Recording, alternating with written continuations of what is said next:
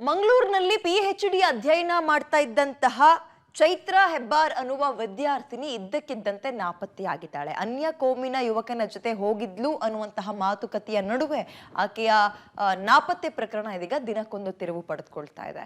ಹಾಗಾದ್ರೆ ಎಲ್ಲಿ ತನಕ ಬಂತು ಪ್ರಕರಣ, ಆಕೆ ಎಲ್ಲಿದ್ದಾಳೆ, ಏನು ಎತ್ತ ಅಂತ ಗೊತ್ತಾಯ್ತಾ? ಡೀಟೇಲ್ಸ್ ನೋಡ್ತಾ ಹೋಗೋಣ. ಪಿಎಚ್ಡಿ ಸ್ಟೂಡೆಂಟ್ ಚೈತ್ರಾ ನಾಪತ್ತೆ ಪ್ರಕರಣ. ಡ್ರಗ್ಸ್ ಮಾಫಿಯಾಗೆ ಬಲಿಯಾದಳ ಚೈತ್ರಾ. ಅನ್ಯ ಕೋಮಿನ ಯುವಕನ ಜೊತೆ ನಾಪತ್ತೆ ಶಂಕೆ. ಪುತ್ತೂರಿನ ಪುರುಷರ ಕಟ್ಟೆ ನಿವಾಸಿಯಾಗಿರುವ ಚೈತ್ರಾ ಹೆಬ್ಬಾರ್ ತಂದೆ ಮೃತಪಟ್ಟ ಬಳಿಕ ಮಂಗಳೂರಿನಲ್ಲಿ ನೆಲೆಸಿರುವ ಆಕೆಯ ದೊಡ್ಡಪ್ಪ ಮನೆಯಲ್ಲಿ ವಾಸ ಇರ್ತಾಳೆ. ದೊಡ್ಡಪ್ಪನ ಮನೆಯಿಂದಲೇ ಕಾಲೇಜಿಗೆ ಹೋಗಿ ಬರೋದು ಮಾಡ್ತಾ ಇದ್ಲು. ಎಂಎಸ್ಸಿ ವಿದ್ಯಾಭ್ಯಾಸ ಮುಗಿಸಿದ ಚೈತ್ರಾ ಪಿಎಚ್ಡಿಗಾಗಿ ಕೋಟೆಕಾರಿನ ಮಾಡೂರು ಎಂಬಲ್ಲಿ ಪಿಜಿಯಲ್ಲಿ ಇರ್ತಾಳೆ.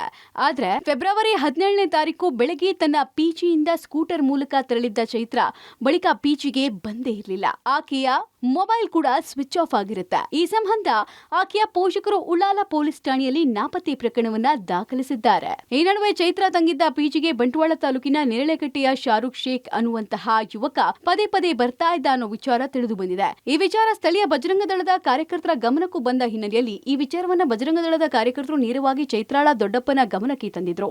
ಆ ಬಳಿಕ ಚೈತ್ರಾ ನಾಪತ್ತೆಯಾಗಿದ್ದು ಆಕೆ ಶಾರುಖ್ ಶೇಖ್ನೊಂದಿಗೆ ಪರಾರಿಯಾಗಿರುವ ಸಾಧ್ಯತೆ ಇದೆ. ಡ್ರಗ್ಸ್ ಚಟ್ಟ ಹುಟ್ಟಿಸಿ ಆಕೆಯನ್ನ ಲವ್ ಜಿಹಾದ್ ಮಾಡಲಾಗಿದೆ ಅಂತ ಬಜರಂಗ ದಳದ ಆರೋಪ. ಶಾರುಖ್ ಶೇಖ್ ದುಬೈ, ಸೌದಿ ಮತ್ತು ಕತಾರ್ನಲ್ಲಿ ಉದ್ಯೋಗದಲ್ಲೂ ಇದ್ದ.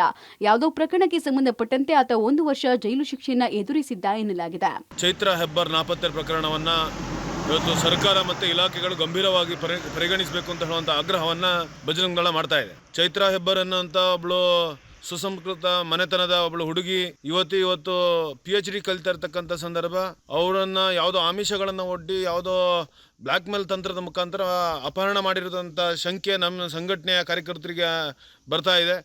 ಮತ್ತು ಇದರ ಹಿಂದೆ ಏನೋ ಷಡ್ಯಂತ್ರ ನಡೀತಾ ಇದೆ ಅಂತ ಹೇಳುವಂಥದ್ದನ್ನು 1 ವಾರಗಳಿಂದ ಮೊದಲೇ ನಮ್ಮ ಬಜರಂಗ ದಳದ ಸಂಘಟನೆ ಕಾರ್ಯಕರ್ತರು ಅಲ್ಲಿ ಎಚ್ಚರಿಕೆಯನ್ನು ನೀಡಿರ್ತಕ್ಕಂಥದ್ದು ಮತ್ತು ಅಲ್ಲಿಯ ಸಮೀಪದ ಪಿಜಿಯನ್ನು ಗಮನಿಸಿರ್ತಕ್ಕಂಥ ಕೆಲಸವನ್ನು ನಮ್ಮ ಕಾರ್ಯಕರ್ತರು ಮಾಡಿದರು. ಖಾಸಗಿ ಒಡೆತನದಲ್ಲಿರುವಂಥ ಒಂದು ಪಿಜಿ, ಆ ಪಿಜಿಯಲ್ಲಿರುವಂತಹ ಹುಡುಗಿ ಒಂದು ವಾರಗಳ ಹಿಂದೆ ಆಕೆ ಕಾಣೆಯಾದ್ಲು ಅನ್ನುವ ಮಾಹಿತಿ ಪತ್ರಿಕಾ ಮಾಧ್ಯಮದ ಮುಖಾಂತರ ನಮ್ಗೆ ಗೊತ್ತಾಯಿತು. ಆದರೆ ಇತ್ತೀಚೆಗೆ ನಾವು ನೋಡೋದಾದರೆ ಈ ದಕ್ಷಿಣ ಕನ್ನಡ ಜಿಲ್ಲೆಯಲ್ಲಿ ಲವ್ ಜಿಹಾದ್ ಮೂಲಕ ಹಿಂದೂ ಹುಡುಗಿಯರನ್ನು ಪ್ರೀತಿ ಪ್ರೇಮದ ಹೆಸರಿನಲ್ಲಿ ಅವರನ್ನು ಬೇರೆ ಬೇರೆ ರೀತಿಯಾದಂಥ ಚಟುವಟಿಕೆ, ಡ್ರಗ್ಸ್, ಗಾಂಜಾ ಆಗಿರ್ಬೋದು, ಅಫೀಮ್ ಆಗಿರ್ಬೋದು, ಇಂಥದ್ದನ್ನು ಅವರಿಗೆ ನಶೆಯನ್ನು ತೋರಿಸಿಕೊಂಡು ಅವರಿಗೆ ಬೇಡದರ ಚಟವನ್ನು ತೋರಿಸಿಕೊಂಡು ಅವರ ಜೀವನವನ್ನು ಹಾಳುಗೆಡುವಂತಹ, ಅವರ ಜೀವನವನ್ನು ನಾಶ ಮಾಡುವಂತಹ ಒಂದು ದೊಡ್ಡ ಷಡ್ಯಂತ್ರ ಈ ದಕ್ಷಿಣ ಕನ್ನಡ ಜಿಲ್ಲೆ ಮತ್ತು ಉಡುಪಿ ಜಿಲ್ಲೆಯಲ್ಲಿ ನಡೀತಿದೆ.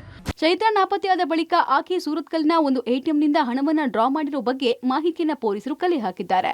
ಅಕೌಂಟ್ನಲ್ಲಿ ಸಾಕಷ್ಟು ಹಣ ಇರುವ ಕಾರಣ ಪೊಲೀಸರು ಇದೀಗ ಆಕೆ ಅಕೌಂಟ್ ಅನ್ನ ಬ್ಲಾಕ್ ಮಾಡಿದ್ದಾರೆ.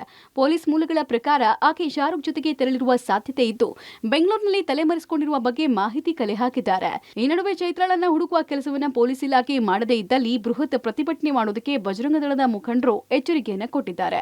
ಸದ್ಯ ಆಕೆಯ ಸ್ಕೂಟರ್ ಸೂರತ್ಕಲ್ನಲ್ಲಿ ಪತ್ತೆಯಾಗಿದ್ದು ಪೊಲೀಸರು 2 ತಂಡಗಳಾಗಿ ಕಾರ್ಯಾಚರಣೆ ಆರಂಭಿಸಿದ್ದಾರೆ. Sukhpal Polali, public TV, Mangaluru.